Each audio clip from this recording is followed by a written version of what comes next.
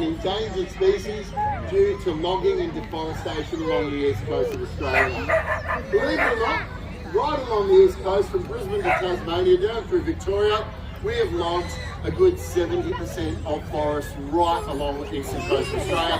And because of that, the marsh owls that are very, very sensitive to habitat change have actually disappeared from much of it. These beautiful birds of prey need old forests that haven't been logged for at least 50 to 100 years, and big old trees and huge areas of that to be able to survive. And the reason people are chopping down those trees, actually kids, why are we chopping down trees along the east coast of Australia? What are we turning those trees into? Yep, paper. That's exactly right. The majority of it is turned into paper. And it's sometimes paper that we use every day in the smallest room in our house. What's that? Blue paper, toilet paper.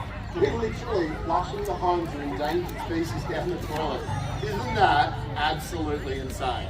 Things like beautiful marsh owls, sooty owl, barking owls, things like parrot flowers, greater gliders, lead-beaters, possums, yellow-bellied gliders, tiger voles, carnivorous rainforest snails. Crazy animals like that you've never heard of and now endangered because of logging. Well, you guys can help.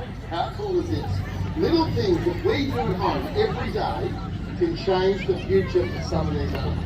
When we go to the shops and we buy paper products, we buy recycled, sustainable and responsible products. We check it on our phone. You can go on heaps of different websites, or even just read the packaging. When we go home and we look at our beautiful pet cat that's part of our family, we keep it safe. We keep it indoors where it's not killing our native animals. On the weekend, when we're doing a bit of gardening, we plant some flowering native trees and put up a bird or a little micro bat box. Little tiny things can make a big difference, from picking up a piece of plastic on a walk that doesn't end up in Port Phillip Bay next time it rains. Those tiny things can make you guys wildlife superheroes. Who wants to be a wildlife superhero? Well, you got to put your hand up in the wildlife superhero pose. You ready? Kids, come on. I want to see everyone doing it quickly. Right, and to be a wildlife superhero, we've got to say the phrase. Are you ready? We're going to say it after me nice and loud. We need to recycle, reuse, reduce, rethink, and replant. And the 5 R's can help save our wildlife. Tiny things you guys do could mean this animal will be around forever. Hope you guys have enjoyed the show. Thank you. What kid can tell me what pollination means? What butterflies, birds, bees, honey eaters, good bats do. Yes. Yeah, they collect pollen from flowers.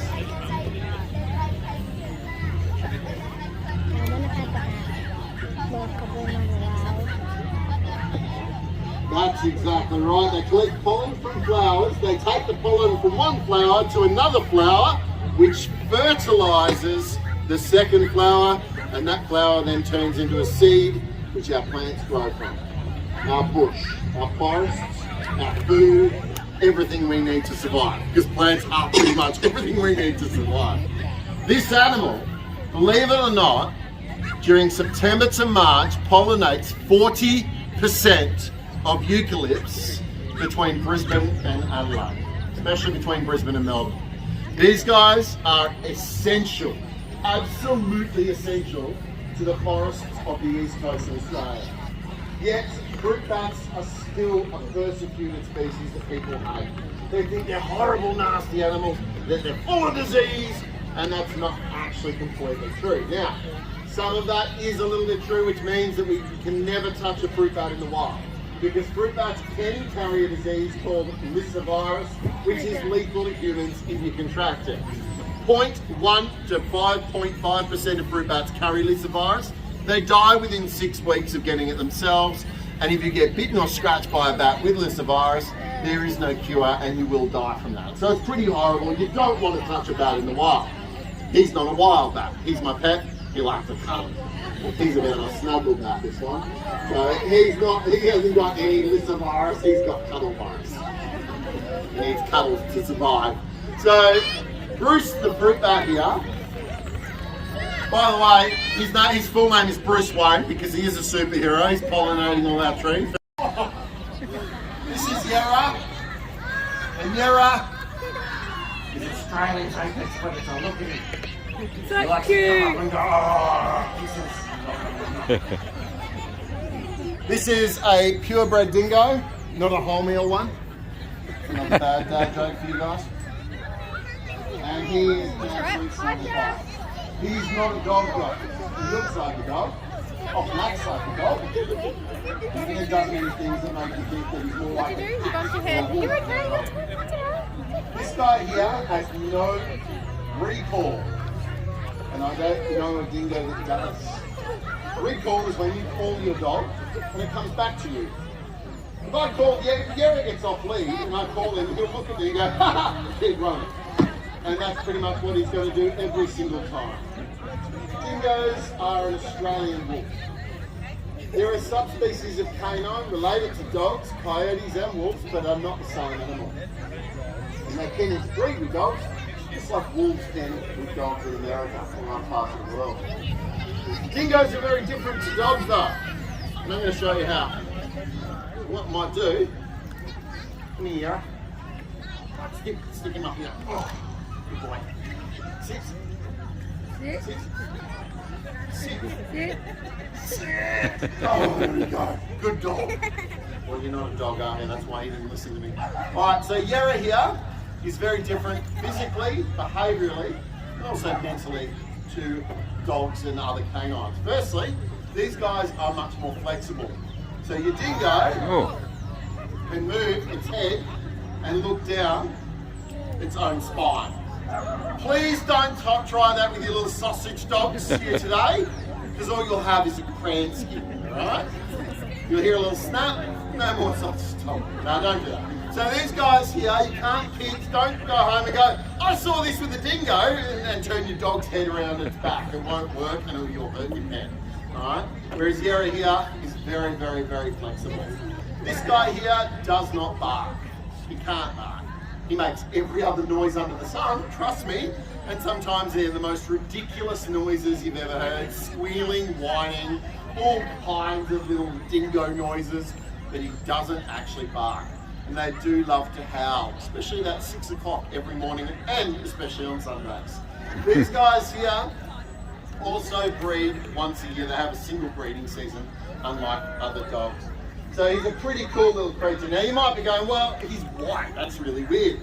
Yera is an alpine dingo, and only alpine dingoes are this colour. And that's helped him to adapt to the snow, the white gums, and the white granite of the higher areas.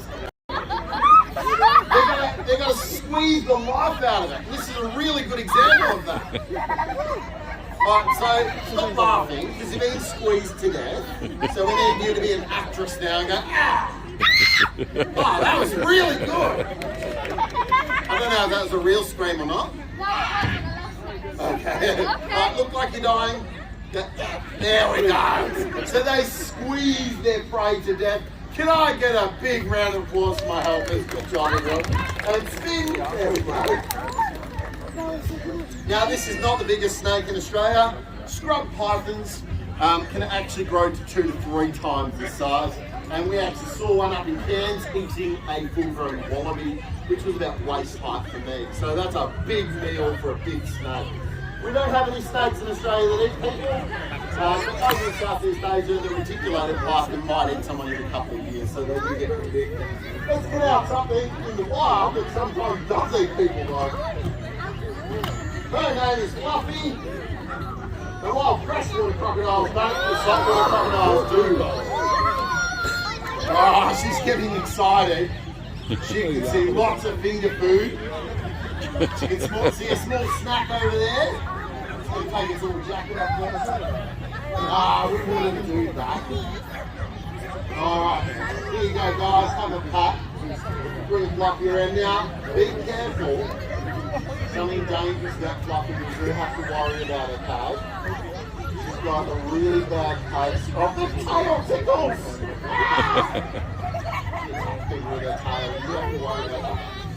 In fact, Fluffy here is one of the most beautiful and gentle crocodiles I've ever worked with. He likes coming around. Fluffy is one of only 2 crocodiles in my 23 or 4 years of working with reptiles, crocodiles and education at zoos all over Australia that we've never taken up. So I've worked with heaps and heaps of different crocodiles, and there's only 2 that would ever tape out to shows that we would never tape up. One was named Triple O, so that's a bad name for a crocodile that was actually quite friendly. And then Fluffy, and we've never taken Fluffy up. This is no need. She's an absolute woylie. Now, the woylie, or the brush-tailed bettong, is a small marsupial related to potaroos and distantly related to wallabies and kangaroos. Her enclosure is about a little bit bigger than this 3-metre marquee, a bit longer, a bit thinner, and she lives in with a pair of squirrel gliders. They live up the top of the aviary, she lives down the bottom. If they drop food, she gets to score a bit of extra fruit. And these guys live happily together in a nice big aviary. And our squirrel gliders, when we enter that aviary, jump on me, hide in my pockets, steal treats out of my pockets, like to have a cuddle and a beautiful little marsupial, while she's running around on the floor, constantly trying to escape into the runway at the back of the aviary to steal the other animals' food. This is an affectionate, cuddly Australian marsupial, and she's absolutely beautiful. And unfortunately, she's critically endangered as well. This animal, before the white settlement, before European being killed by my pet cat, the sugar gliders that I get around my home, or the other native wildlife. Cats are one of the reasons these animals are almost extinct in the wild. So we need to be responsible owners, look after our pet, make sure their pets are safe, make sure our wildlife is safe, and keep our cats contained at all times. In a cat run, extending to the laundry or your window, and inside the house and nowhere else.